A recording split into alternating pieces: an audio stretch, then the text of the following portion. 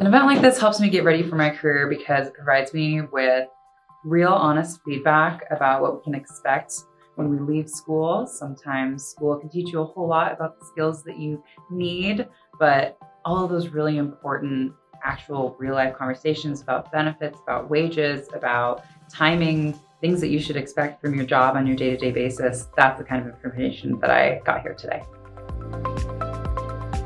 You're learning as well as you're working. So it's good to know what to expect going in from like an experienced hygienist working there or from a dentist as to how they expect you to work on. One of the employees, Lisa, she actually reviewed my resume and is helping me make it look better.